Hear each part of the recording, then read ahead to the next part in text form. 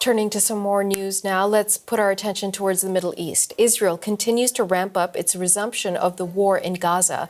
Gaza's health ministry says at least 130 Palestinians were killed in the past 2 days of Israel's latest ground incursion.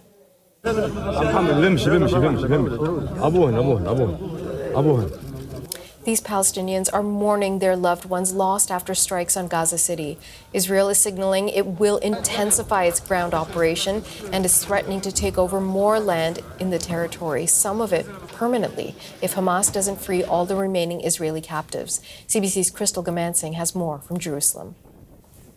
Amid threats of more airstrikes and expanding ground operations, people in Gaza who are following those directives to seek shelter and move away from combat areas are finding themselves without appropriate places to stay.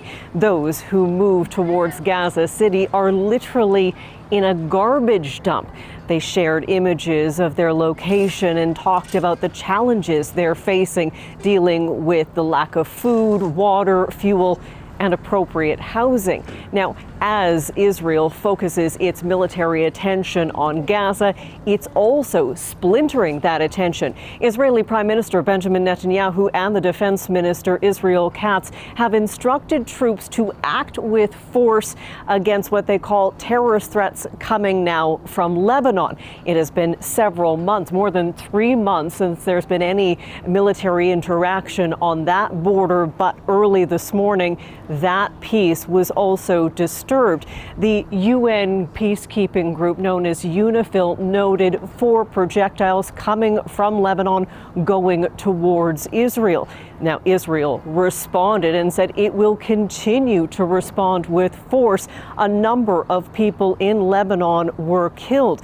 Now, this really goes back to a time several months ago before a ceasefire was brokered, where more than 3,000 people were killed in Lebanon, about 1 million displaced during intense ongoing operations between those two sides along that border. It appears that is potentially going to return. However, the Lebanese Prime Minister and the Lebanese President say they are committed to the ceasefire, which was agreed to at the end of November. Hezbollah has also said that it did not launch those strikes, but Israel says it is prepared to do what it needs to do to protect its northern border. At the same time, the Houthi rebels in Yemen continue to attack Israel. It is focused on the airport near Tel Aviv, saying that they will continue to strike that location and that it is not a safe area for air travelers.